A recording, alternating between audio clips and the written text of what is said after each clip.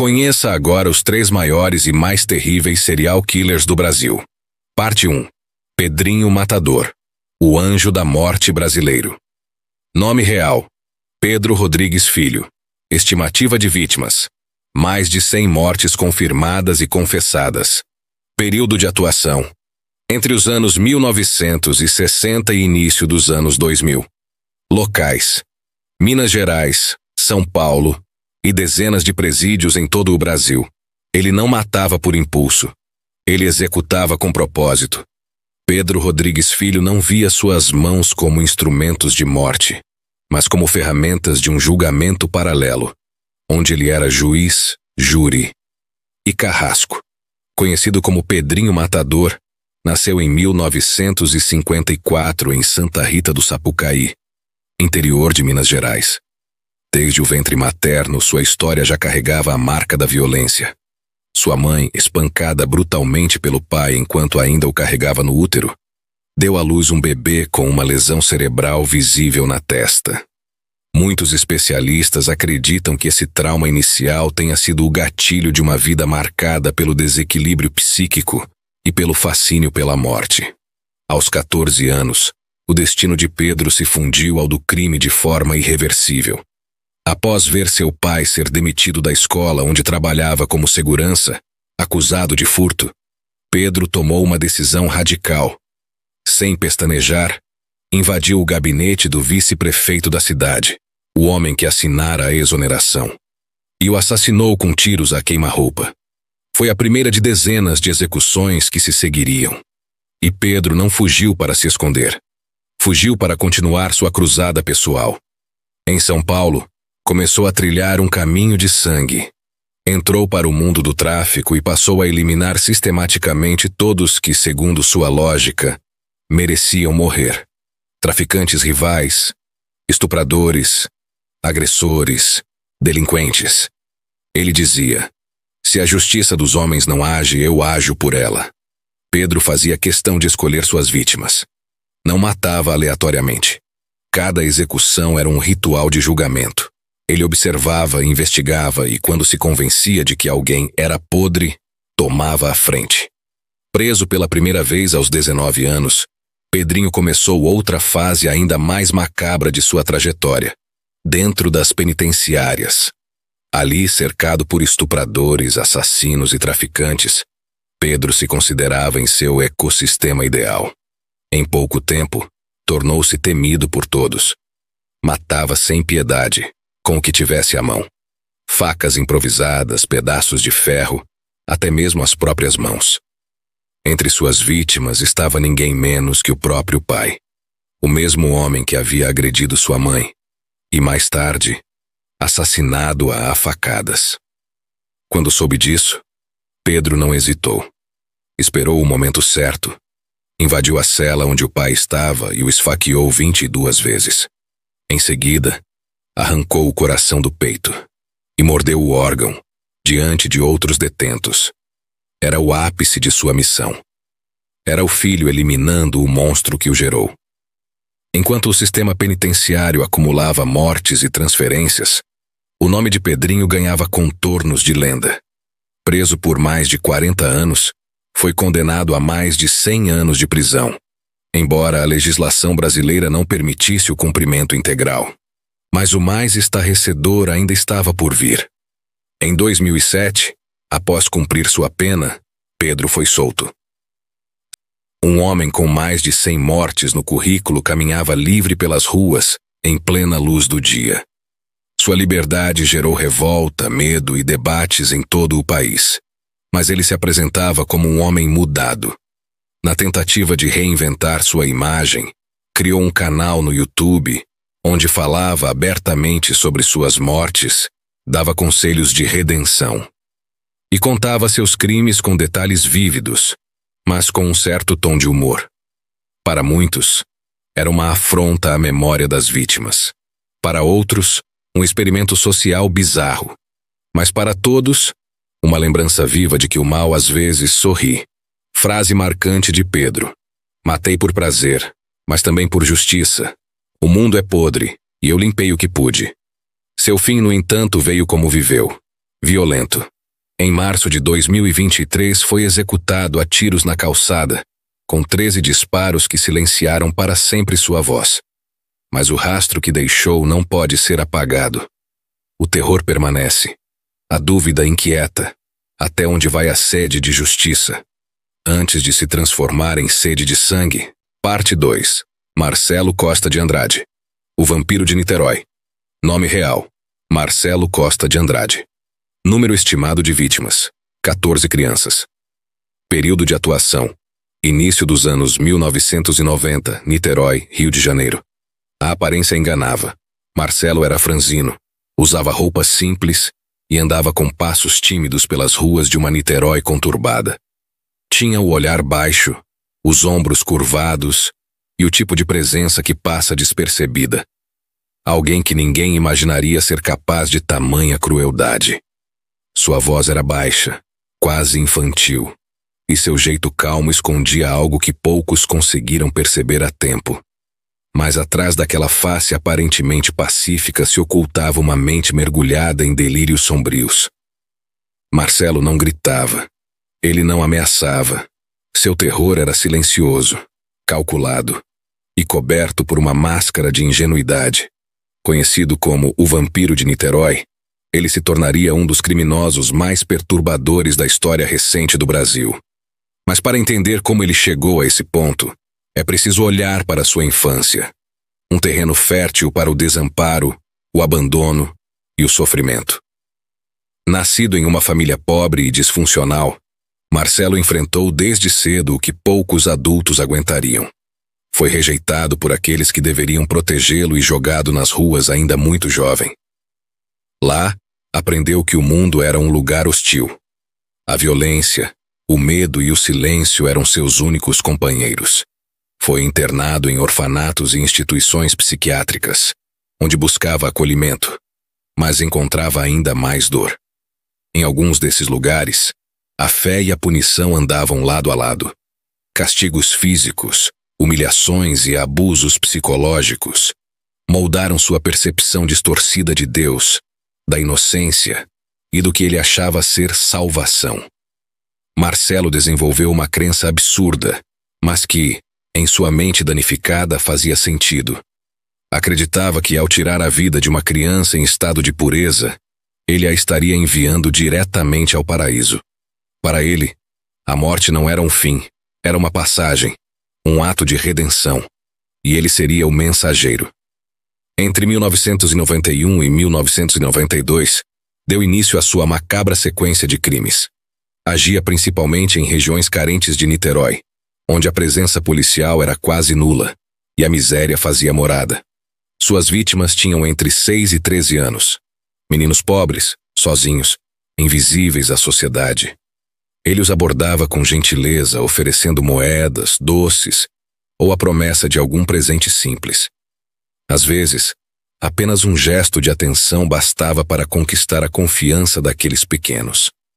A violência vinha depois, e sempre longe dos olhos do mundo. Escolhia terrenos baldios, matas e construções abandonadas. Lá, deixava que sua crença insana tomasse conta. Os atos que cometia em seguida eram tão grotescos que muitos laudos foram mantidos em sigilo. Investigadores relataram cenas difíceis até mesmo de descrever, com indícios de práticas que desafiam a sanidade humana. Em alguns casos, Marcelo realizava rituais bizarros, acreditando que aquilo era uma forma de purificação. É por isso que a imprensa, chocada com a brutalidade, passou a chamá-lo de o Vampiro de Niterói. O mais perturbador, porém, não era o que ele fazia, mas como ele falava sobre isso depois. Durante os interrogatórios, Marcelo sorria. Contava suas ações com a naturalidade de quem descreve uma rotina qualquer. Falava pausadamente, às vezes até rindo, como se fosse incapaz de entender o horror que havia causado. Eu me sentia em paz depois, disse certa vez. Segundo os psiquiatras que o avaliaram, seu comportamento não era simulado. Ele realmente acreditava que estava fazendo algo bom. Seus relatos não continham o peso do arrependimento. Apenas a convicção de que havia cumprido uma missão. Quando foi capturado em 1993, o caso explodiu na mídia. O país assistia, estarrecido, à história de um homem que acreditava estar salvando almas por meio da morte. Os peritos logo o consideraram inimputável. Seu distúrbio mental o impedia de compreender racionalmente o impacto de suas ações. Por isso, não foi condenado à prisão, mas internado em um hospital psiquiátrico de segurança máxima. Até hoje, Marcelo Costa de Andrade está vivo. Vive isolado, sob vigilância constante. Segundo relatos de funcionários da instituição, ainda mantém o mesmo comportamento calmo e sorridente. E em algumas conversas, repete com convicção. Trecho real de seu depoimento. Eles iriam para o céu, eu só queria ajudar. Parte 3. Francisco das Chagas, o monstro do Maranhão. Nome real: Francisco das Chagas Rodrigues de Brito. Número estimado de vítimas: 42 meninos. Período de atuação: entre 1997 e 2003. Maranhão e Pará. Um nome que o Brasil esqueceu. Um monstro que o sistema ignorou. E uma sequência de crimes tão horrenda que parece impossível ter acontecido sem que ninguém tivesse notado. Mas aconteceu. Francisco das Chagas Rodrigues de Brito era operário da construção civil. Um homem de fala mansa, trabalhador aparentemente exemplar, que mantinha uma rotina simples nas cidades esquecidas do norte brasileiro. Não bebia, não arrumava confusão, não chamava atenção. Era, aos olhos dos vizinhos, apenas mais um entre milhares vivendo à margem da sociedade. Mas dentro dele habitava algo profundamente deturpado. Ele caçava nos becos e nas praças, onde meninos em situação de rua pediam esmolas ou vendiam doces no sinal. Crianças invisíveis, ignoradas pelo poder público, pela imprensa e pela sociedade. Francisco sabia disso e se aproveitava dessa invisibilidade. Oferecia moedas, chinelos de borracha, doces ou promessas de ajuda. Às vezes bastava um refrigerante e uma conversa amigável para ganhar a confiança dos garotos. Em regiões marcadas pela miséria extrema, onde o abandono começa cedo e o afeto é escasso, pequenos gestos podem parecer milagres. Mas com Francisco, esses gestos vinham com um preço terrível. Ele levava os meninos até áreas isoladas, matas, terrenos baldios ou casas em construção. Lá, os transformava em vítimas de uma violência incompreensível. Suas ações eram frias, calculadas, e seguiam um padrão tão específico que os investigadores, quando enfim os ligaram, não tiveram dúvidas. Estavam diante de um dos maiores assassinos em série da história do Brasil.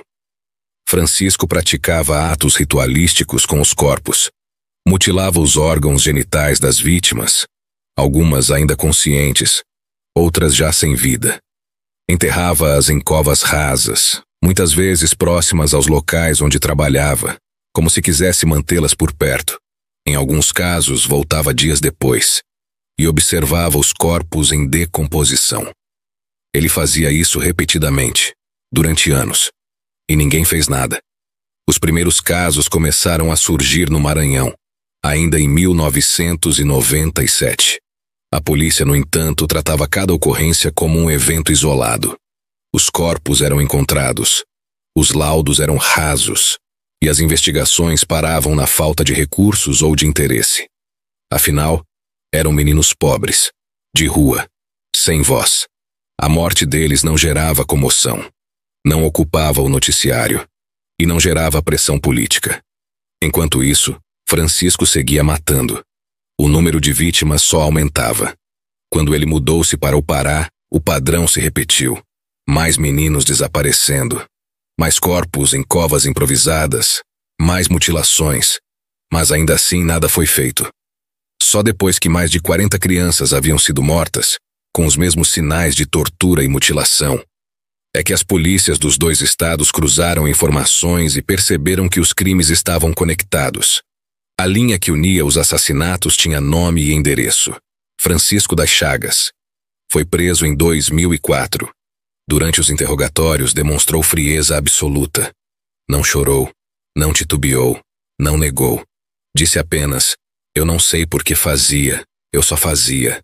Mas os detalhes que deu, minuciosos, quase técnicos, mostravam o contrário. Ele sabia exatamente o que fazia. E fazia porque queria fazer.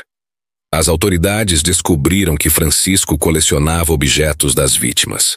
Guardava roupas íntimas, fotografias e até pertences pessoais como lembranças macabras. Alguns laudos psicológicos apontaram traços de parafilia e distúrbios severos, mas outros profissionais defendem que ele tinha plena consciência da gravidade de seus atos e seguia matando porque isso o satisfazia. O caso se tornou um dos mais revoltantes do Brasil, não apenas pela monstruosidade dos crimes, mas pelo abandono institucional das vítimas. Durante mais de 6 anos, dezenas de meninos desapareceram sem que houvesse uma única operação estruturada para investigar. Não havia comoção pública, nem pressão da mídia, e isso custou vidas. Francisco das Chagas foi condenado a mais de 200 anos de prisão. Mas para as famílias, quando havia famílias, isso não trouxe consolo. A justiça chegou tarde. Tarde demais para os 42 meninos que ele silenciou.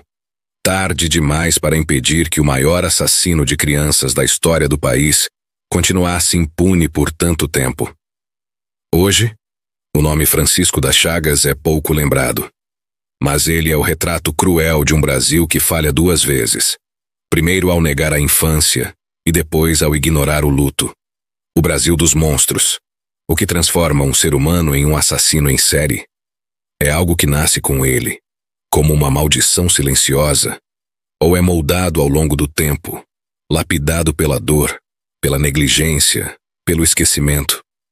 No Brasil, a resposta talvez esteja nos becos esquecidos, nos orfanatos lotados, nas esquinas onde crianças pedem esmola e ninguém olha. Aqui os monstros nem sempre surgem do sobrenatural. Eles nascem da miséria, se alimentam da ausência do Estado e caminham sobre os escombros de uma infância destruída. Pedrinho Matador, Marcelo Costa de Andrade, Francisco das Chagas. 3 nomes que viraram lendas sombrias na história criminal do país. 3 trajetórias de sangue, construídas em meio ao abandono. 3 homens que cometeram o impensável e deixaram rastros de trauma por onde passaram. Mas esses nomes não são apenas registros em páginas de crime. Eles são sinais de advertência. São lembretes de que o mal, no Brasil, tem terreno fértil para crescer e de que muitas vezes a monstruosidade não grita, ela sussurra. Ela se esconde atrás de sorrisos gentis, de vozes suaves, de pessoas que parecem comuns, mas que carregam o abismo dentro de si. A justiça nesses 3 casos chegou, mesmo que tarde. Mas e os que ainda não foram descobertos? E aqueles que nunca serão pegos? Quantos corpos ainda estão enterrados em silêncio? Quantos assassinos caminham agora pelas ruas, invisíveis como suas vítimas?